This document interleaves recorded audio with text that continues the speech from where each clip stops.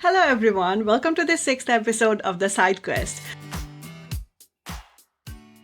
We have something really interesting in this episode. We are going to discuss the career stack you'd need to grow in this era of AI. So this is going to be really useful for all the freelancers, entrepreneurs, and even the ones who have 9-to-5 jobs in tech industry. Welcome to the SideQuest, where we talk about life, career, and everything in between. Let's get started. Hi, Jamie. Hello, dear wife. How are you? I'm good. How are you? Good, very good. It's certainly lucky number 6. I think that was our 6th attempt at the intro today, wasn't it? Definitely, and that's the joy of working with you because I had to keep on restarting again and again. Professional, everyone. Very professional. So should we get started very professionally? Yes, let's. Okay. Many of us, especially those who are millennials in today's day and age, you had your job description written way before ChatGPT came into play. Every generation usually has one or the other kind of career disruption to actually navigate on. So why we wanted to talk about having a career stack in today's age is because, 40% of jobs in today's day and age is exposed to AI and layoffs related to AI. So you need to have a strategy how to combat yourself, especially if you want to grow. So everyone, that all moves on to our first segment, which is the old career playbook.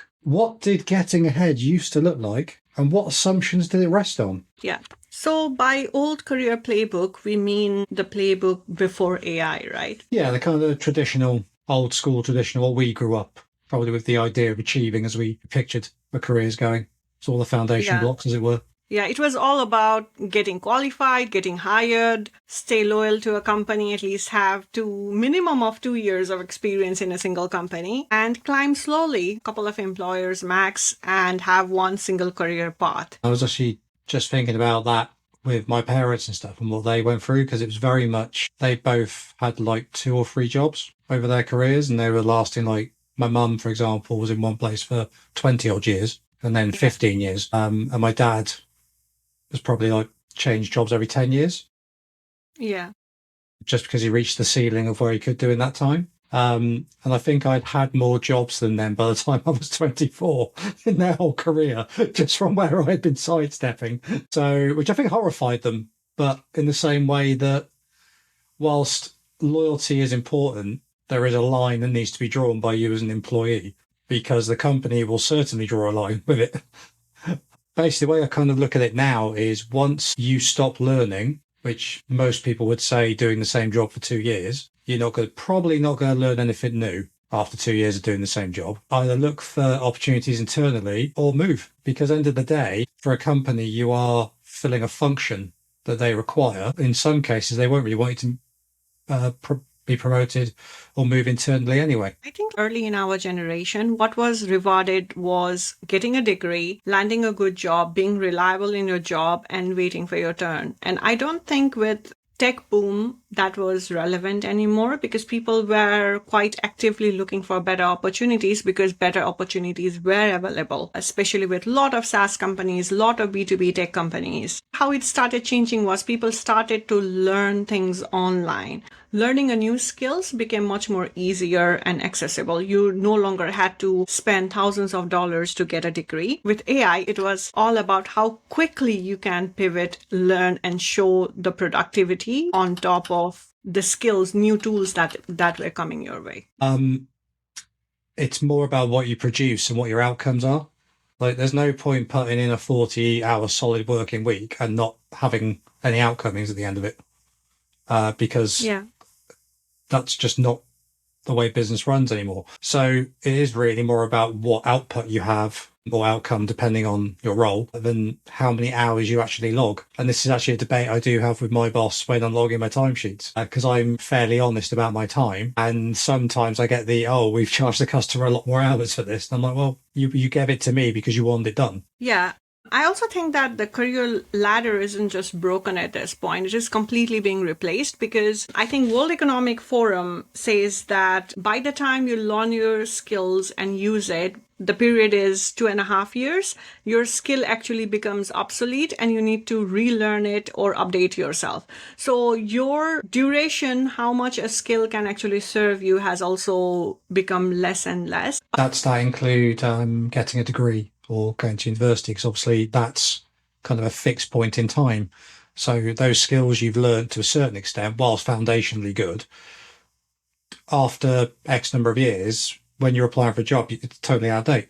I agree, because getting a bachelor degree is minimum 3 years. It's 4 years in the US. And right now, World Economic Forum is saying that, hey, 2.5 years and your skill starts to become obsolete, which means that whatever you're learning in the university for 4 years, it's not going to serve you. Yeah, which is why companies are hiring more interested in your extracurricular stuff. So did you make your degree 4 years and go do a year on the job with a good company as a apprentice or whatever the role may be? Disagree, because I think companies are no longer looking at your degrees. It started slowly when I was in university 10, 15 years ago. We used to hear these use cases of Google hiring people without degrees straight from the school. And now, as long as you have skills and as long as you can actually prove that you bring an outcome, you get hired. That's why entry-level jobs are almost negligible at this point. The unemployment rate amongst graduate is much higher than what it was even 5 years back. Yeah, no, I can see that point. I mean, the other thing is that if you are going to be hiring graduates, there is also an element of they've been taught in a way so they all think in a certain way, because that's what they've had to do in order to get through their degree. It's not their fault. So do they need to hire 50 people who have the same thought process? Probably not. But even with extracurricular activities, I think AI has started doing a lot of heavy lifting. Let me look at the data, because, according to IMF, 40% of all jobs actually face serious disruption from AI, which means that if you're going to the university to get white collar jobs at the end of the tunnel of your education, you are in the wrong place. It is better to and easier to get a blue collar job at this point. Paper pushing jobs are almost gone. For those who have just started this podcast, our last one, episode 5, we kind of deep dived into AI and automation a bit more. So go back and listen to episode 5. But without trying to go too deep into it, if you're doing repetitive tasks, or your job is repetitive, that means you can be replaced by AI, is the short version of events. Because if you could be trained, a program can be trained. Yeah, because if 60% of your job can be automated, that's a serious question about the value that you actually bring. Because if machine can actually do it, what are you actually doing? Are you even being productive and actually contributing to your company and organization? That would be the question that execs are going to ask about your role. True. I mean, I always do like to add the caveat of if, say, 60% of your job can be automated by AI, how much of that could be automated without AI? Is introducing AI going to increase 60% efficiency? Or is it going to cover the fact that the company, for example, isn't running efficient in the first place? So it could be a 50-50 split. It could be 30%. If we improved our processes and training, we'd instantly see a 30% increase in efficiency from our staff. So realistically, AI is only doing another 30%.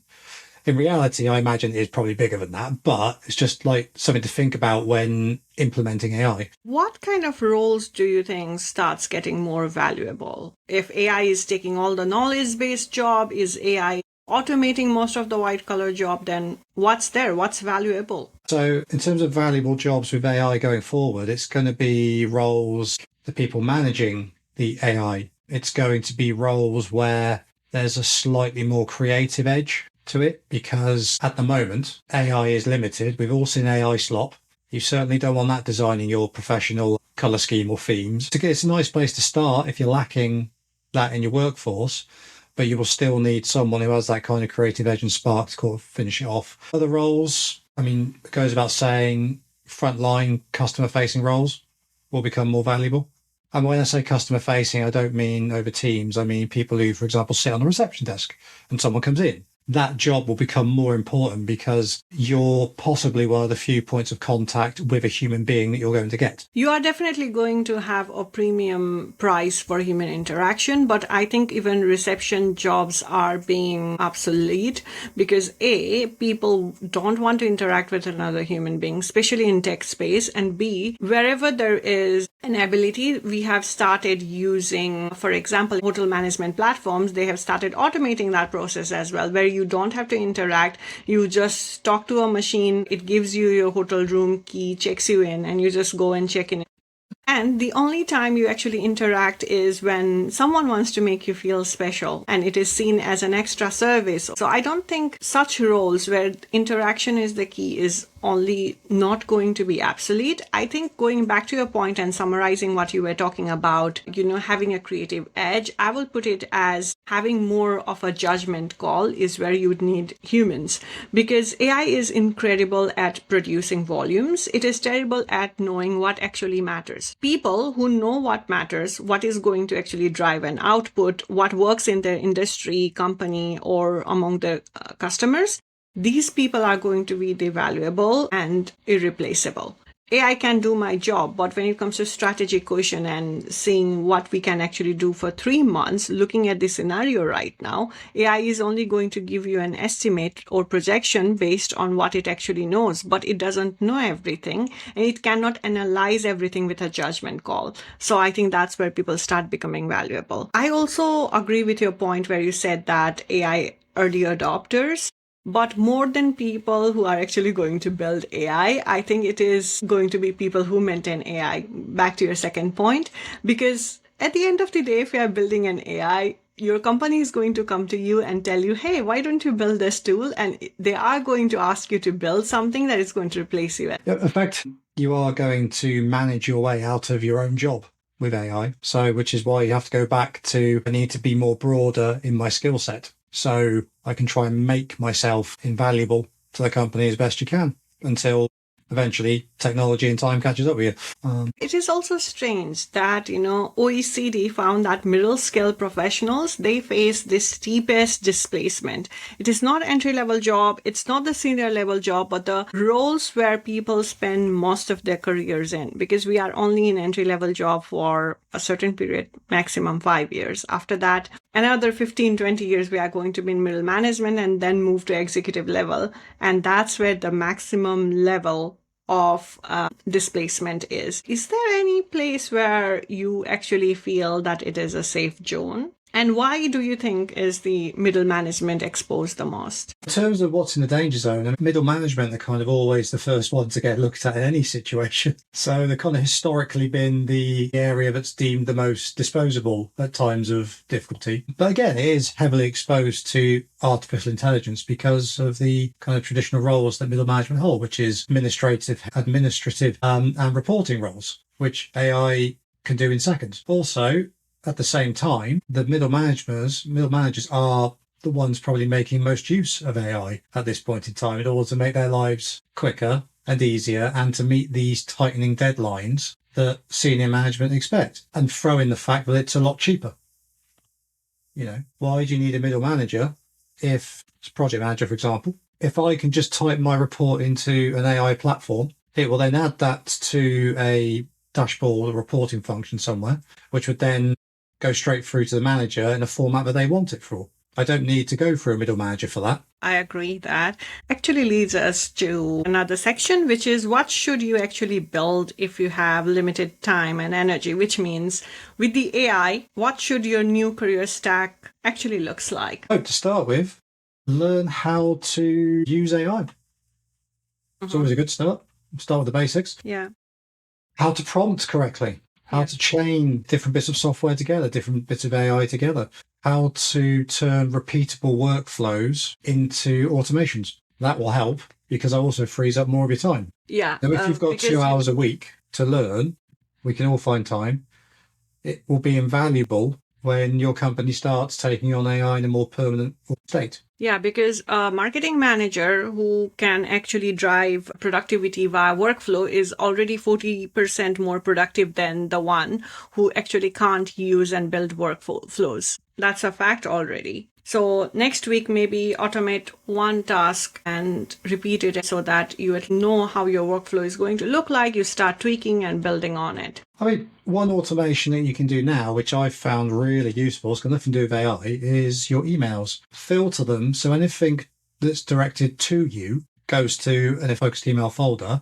Anything where you're CC'd, send it to a different folder and then read it when you're having a coffee break, because that will save you so much time instantly. I think that's a very valid point, because for a junior employees, if they can think in system or not, that's a very good place to start connecting the dots, which is understanding how things connect, how your email connects to your Slack, how your Slack communicates with your Google Doc, and see how you can actually start automating. So if you update, let's say, a sales deck, it actually updates most of your go-to-market team that, hey, this has been updated and this is what you can see. Simple tasks like that, once you start automating, it actually gives you an idea of how to connect the dots in your system and build the workflow. What it also does is, in terms of, let's say, sales representative who actually understands how their pipeline affects the support team load, this actually can impact a CFO's forecast. Now you're connecting 3 dots and 3 departments already as a simple sales representative.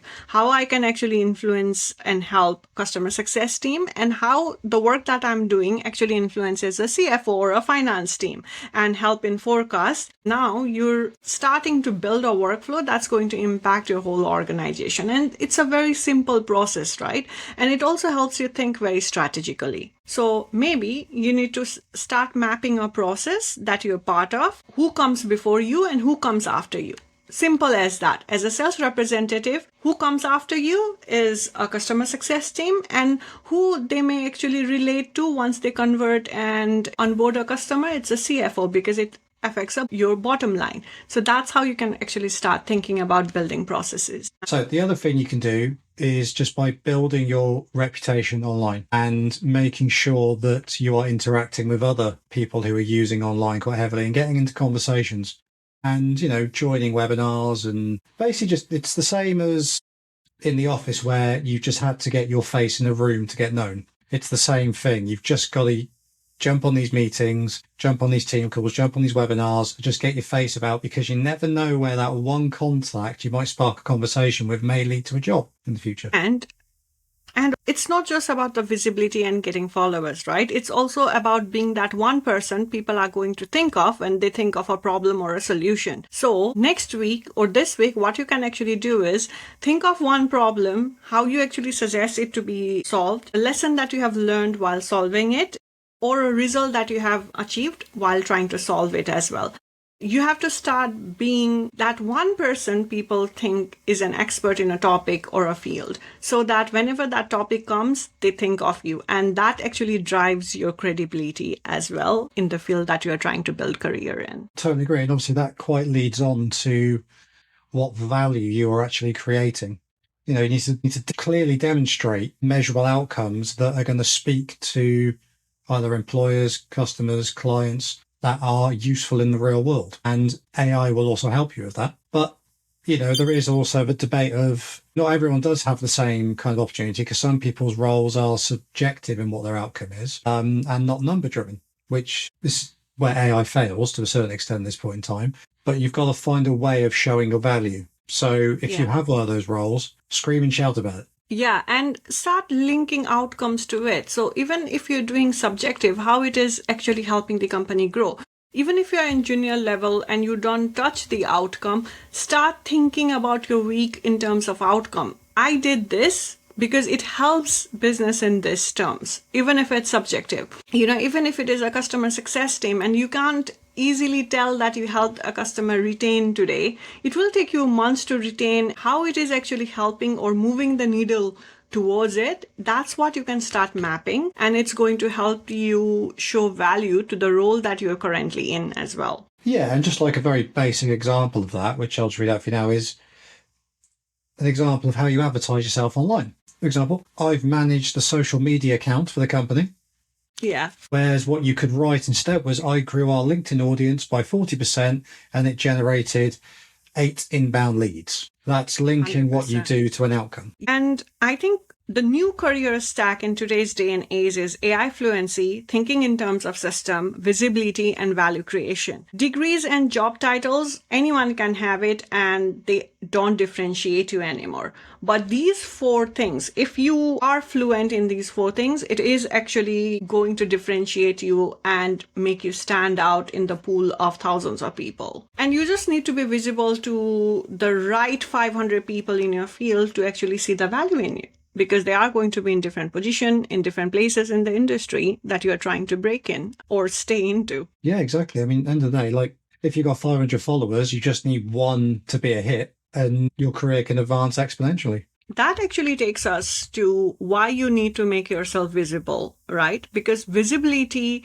for you is going to be a moat. Something that is going to help you stay relevant in today's day and age of changing geographies in terms of jobs. If everyone has access to the same tools and training, you need to show why you actually stand out. Yeah, and you can do that by using what's called the trust loop. So the trust loop, for those who don't know, the first one would be attention. Attention to your thinking, your lessons, your outcomes, your results. You know, you've got to make those visible. This is the bit where you scream and shout and stand on your soapbox. This is the bit a lot of people don't like, and that's drawing attention to yourself. But it has to be done in this day and age, unfortunately. The next stage is proof. It's proving your outcomes and how you've achieved them. So case studies, financial figures, any sort of graph with numbers on, screenshots, testimonials. That stuff is great. We all know senior management love those kind of things. The next stage will be habit. Essentially, this is just being consistent with your output. You're not always chasing after what's viral.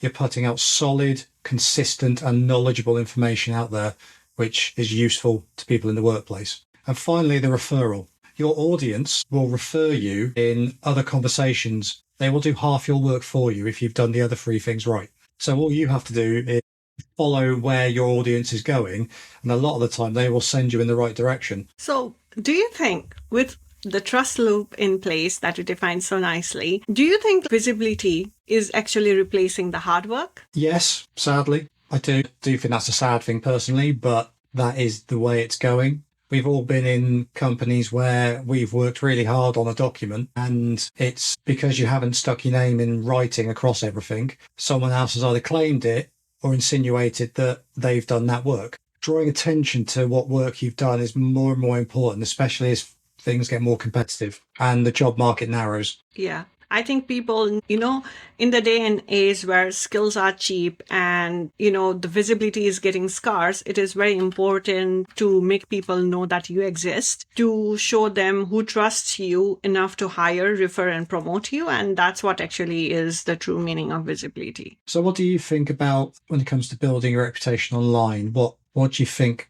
people should do just to help them get started? What I actually feel is there is a very thin line between personal branding and self-promotion. I think they overlap in today's day and age. For example, I want to give an example of Lenny. So Lenny actually left Airbnb to start their own newsletter, right? And almost 1 million subscribers later, he earns over 5 million a year.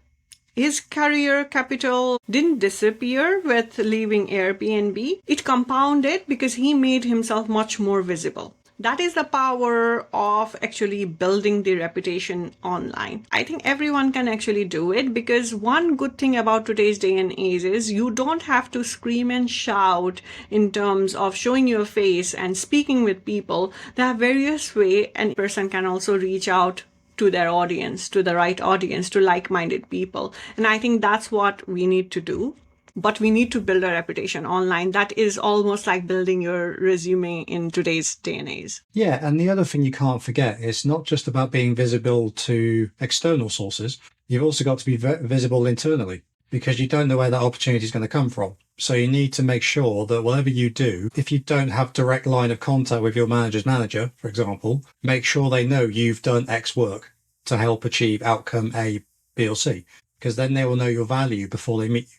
Yes, that is very important, because, whenever you make a layoff decisions, you are valuable enough and visible enough not to fall into that group of people who are going to be laid off. And what's going to help you is visibility about who you are and what work you actually bring to the table. So visibility is actually the moat that you need around you to keep your career safe. Yeah, and just another way of putting that is if someone's never heard of you and cuts are being made, you're probably going to be one of the first people on the list, because they will be going, I've not heard of you. So whilst you may not be doing a bad job, you're not pulling any trees up. You should always remember that what you know, if you don't share it, it's always going to die inside your head, right? So if you want to actually make sure that people see value in your work, what's the use of value if you're not sharing it and letting people know the value of your value? So go and spread the word about your work. Bang your own drum. So, as we are talking about work, do you think that work is being redesigned and how? What I mean by this is traditional job being redesigned and what it actually means for people like us? So where can people start if the kind of traditional entry-level jobs are disappearing? Well, first place would be is you do have a degree, you do have a foundation of knowledge if you've gone down that route.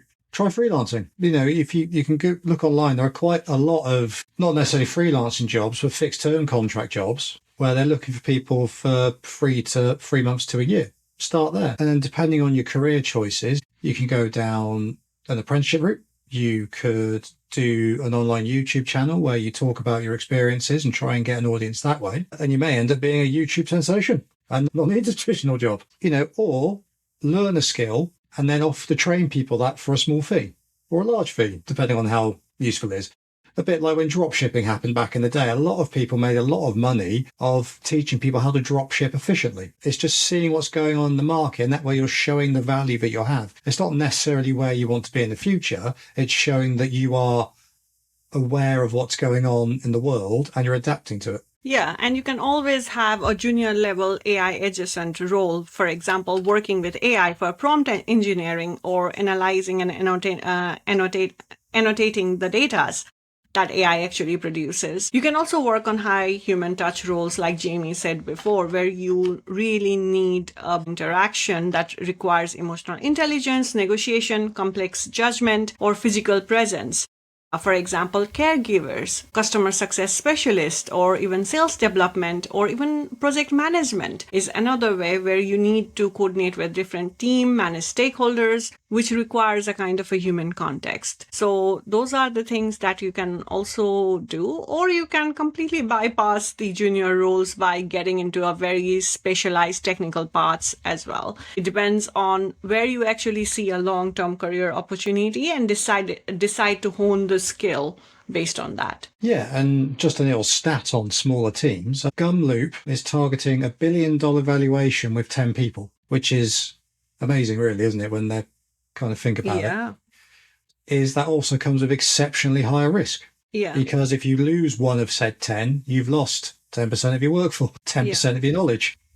Yeah. Too lean team is always not a good thing. That's one thing I say. And also coming back to the freelancing point and learning an extra skill and teaching to people, remember 45% of adults these days actually have a side income. So you already thinking about your skill and how you can actually monetize it is already a movement in the right direction. Another thing you could do is try and target some outcome-based roles. That could be as simple as working in a call center doing sales, just so you can show you can produce an outcome in what is traditionally considered quite a tough environment. Or you can no longer position yourself as a content writer, position yourself as someone who actually builds pipeline through different type of contents, like, growth content writer, where, whatever you write, blog post and everything, you track the outcome, how many people actually you convert it into the pipeline. So whenever you start thinking about your role, think in terms of outcomes. And the only advice I would probably give people as well is try and work on being charming. Yeah. So when you do meet people, you can take advantage of it. And don't just try and remember what an AI script. Yeah. Because if you've got to the point where you're meeting them face to face, they're more interested in you. You've already ticked all the boxes when it comes to CV wise. They want to know what makes you stand out, and 90% of that is going to be your character. Yeah. And I think you really need to work on understanding what your unfair advantage is, which means you can always ask yourself for quick questions, which I'm going to ask you, which is, can AI replace your day-to-day? Are you replaceable? Ask yourself, does your work actually make you smarter over time, which is learning loops? The third thing you can actually ask yourself is, do you own an audience or network, which is your visibility, right? The fourth thing that you can actually ask is, can you deliver faster than the rest of the crowd? If you ask yourself these 4 questions and have the positive answer for it, which is if you're not replaceable, if you have a proper learning loop in your role, if you are getting more visibility, and if you can do your work in much more speed or quicker speed than rest of the people in the same boat, you already have an unfair advantage against rest of the crowd. Going deeper into being irreplaceable, do you think specialization still matters in the world of AI? Yeah, specialization does matter. What that looks like in the future will probably change because obviously I've touched on it previously that AI is going to replace specialists who do repetitive work, which will then create new specialists who have to manage the AI agent just as sort of a high level. But what AI is good at the moment is generalizing and fact-based. It's not very good at internal politics. It's not very good at knowing a customer and how they're going to react or what they're like as a person. It'll have an idea based on fact points, but it won't actually know. And it won't know how to translate that to get what you want from them, i.e. make a sale.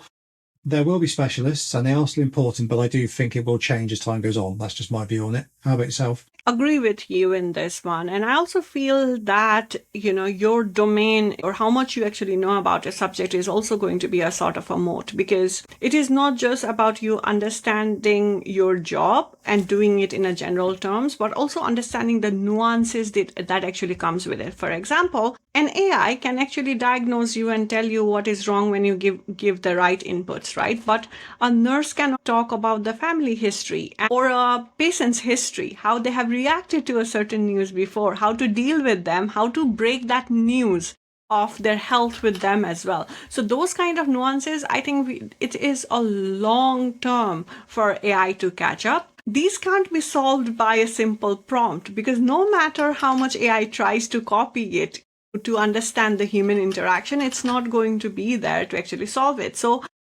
if you know anything very deeply, try to translate it in terms of human context, and that's where you can actually start making sure that your specialization actually matters. There is also the fact that everyone gets a gut feeling about something as well, which AI can't replace. Your work always creates a kind of a data advantage in your head as well. So more you do a work, more you understand. So for example, the more you do a job, more you understand what works and what doesn't work. If this version is going to help you, or if you're in a learning loop, right?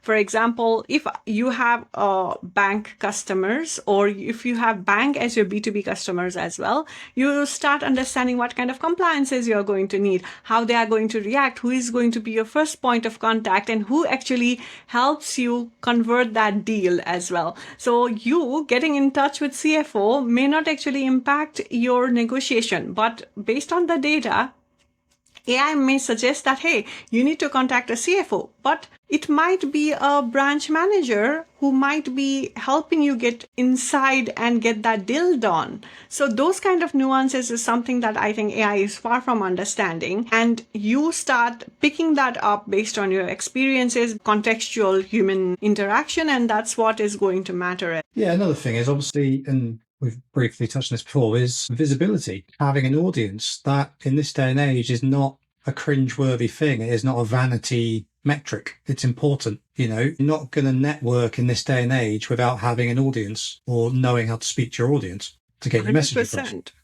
Because there are so many photographers that I know, they don't keep on going and getting those freelancing photography jobs, but they thrive on taking photography and teaching you or showing you their process. It's all about how you interact and build the audience and show them the value, right? Like having an audience is not just a vanity metrics, it is an income generating tool. And recent YouTube upgrade of getting commissions and getting those, tips from your audience, building your community within YouTube is a indication that there is a monetization opportunity. Otherwise, why would actually YouTube give its creator opportunity to actually drive money? Ultimately, you become your brand and it's all about trust.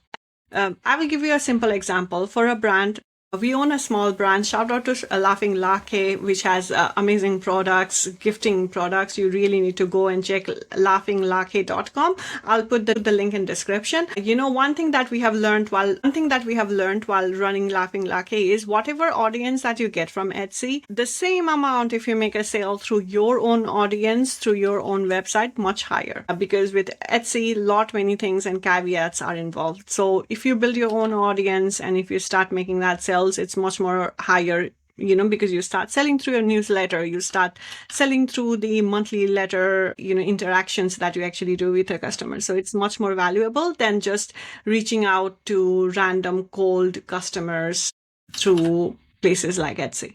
One of the final things that will help you run for advantage, which is quite funny when we talk about AI and its speed, is your ability to deliver when you say you're going to deliver. Yeah. So, which again goes back to building trust and knowing that means you build that relationship. And by going quick, you also can't sacrifice on the quality of what you're doing.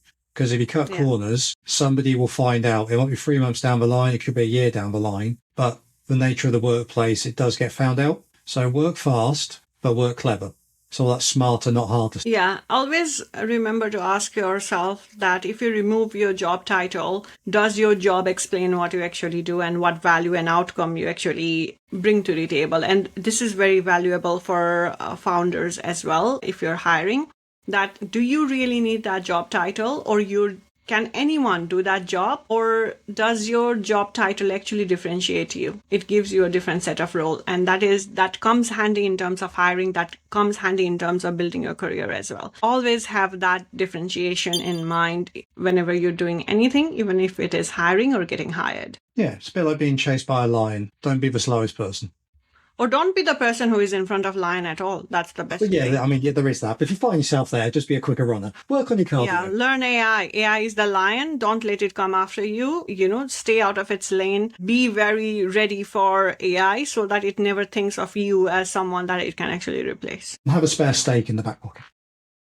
We have spoken about visibility. We have spoken about being irreplaceable. We have spoken about learning loops and speed to delivery. So all of this actually tells you that, hey, you need to stand out. Standing out also means selling yourself or making yourself visible in terms of in the AI era, right? How do you actually get promoted or be found as a client in today's day and age? Or how do you establish yourself as an entrepreneur even? So one thing you can do is you can start quantifying your job when you talk about it. So rather than saying, I support the sales team with research and proposals, you could say, I reduced proposal turnaround from 5 days to 1 using an AI workflow, cutting deal cycles by 20%. Yeah. Show outcome to your role. Another one, if you go down the freelance route, instead of saying I'm a freelance designer with 5 years of experience in X, you could say I help B2B SaaS companies convert more trial users. My last client went from 12% to 31% trial to paid. Show your outcomes, talk about your outcomes. It's drawing attention to yourself. Yeah, and I'm pretty sure if you're in job, you are going to have in performance review down the line. And don't forget to advocate for yourself without undermining the relationship.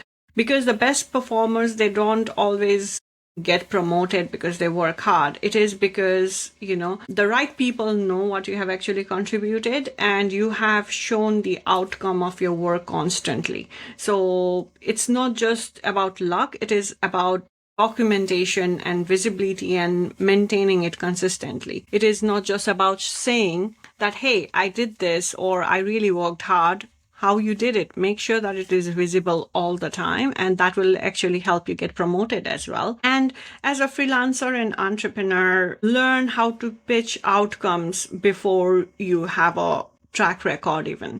So I would not say fake it till you make it, but start looking at how you can drive outcome, even if you are starting at year 0.